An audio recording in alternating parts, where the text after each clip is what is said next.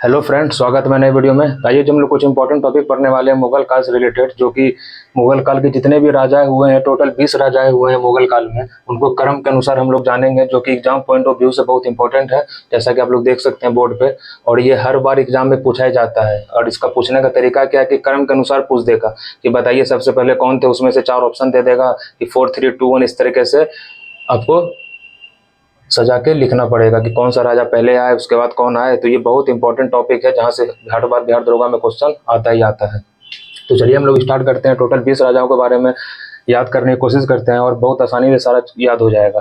तो सबसे पहले आपको पता है कि मुगल काल कब से स्टार्ट हुआ है? 1526 से स्टार्ट हुआ है। और उस समय कौन संस्थापक थे मुगल काल के? तो बाबर थे, जिन्होंने इब्राहिम लोदी को मार के पानीपत के प्रथम युद्ध में भारत में विजय प्राप्त की थी। तो सबसे पहले कौन आए थे? बाबर आए थे, तो सबसे आसान है। उसके बाद हुमायूं, उसके बाद अकबर, उसके बाद कौन आए? जहांगीर। लेकिन और इसमें हम लोग कुछ ब्रैकेट में कुछ इंपॉर्टेंट टॉपिक, कुछ पॉइंट भी लिखे हुए हैं, जो कि एग्जाम पॉइंट ऑफ व्यू से बहुत इंपॉर्टेंट और यहाँ से क्वेश्चन आता ही आता है। जैसे जहांगीर का मूल नाम क्या है? सलीम है। उसके बाद कौन आया जहांगीर के बाद? शाहजहां। शाहजहां का मूल नाम क्या था? खुर्रम। उनका मूल नाम क्या था? खुर्रम। शाहजहां की उपाधि जहांगीर नहीं दिया था, कि जब वो कश्मीर में जब वो लड़ने के लिए गए थे, तो जब वहां से जीत के आए थे, तो उनको शाहजहां की उपाधि दी थी। औरंगजेब को कौन सी उपाधि मिला था? तो आलमगीर को उपाधि मिला था। औरंगजेब के बाद कौन आए? बहादुर शाह प्रथम, जिनको मोहम्मद आजम भी बोला जाता है। जहांदर शाह, देखिए जहांदर शाह को लंपट मूर्ख का उपाधि दिया गया था, क्योंकि ये कुछ करता ही नहीं था। मात्र 1 साल ही ये राजा रहा था, और इन्होंने ही जजिया कर को समाप्त किया था। उसके बाद कौन आए थे? फर्रुखसियर, जिन्हें घृणित कार की उपाधि दी गई थी, और इन्होंने ही 1717 में ईस्ट इंडिया कंपनी के लिए फरमान जारी किया था।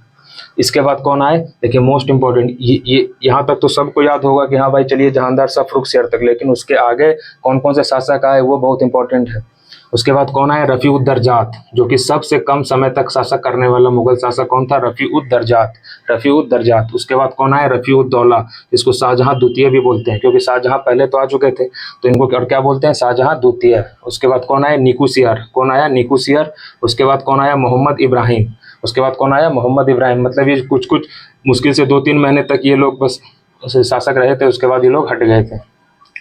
मोहम्मद इब्राहिम के बाद मोस्ट इंपोर्टेंट फिर कौन आया? मोहम्मद शाह। मोहम्मद शाह को क्या बोला जाता था? रंगीला बादशाह बोला जाता था। ठीक है। और इन्हीं के समय में अहमद शाह अब्दाली ने सबसे पहले भारत पर आक्रमण किया था 1739 में। नादिर शाह सबसे पहले आक्रमण किन के शासनकाल में किया था? मोहम्मद शाह के शासनकाल में। कब? 1739 ईस्वी में।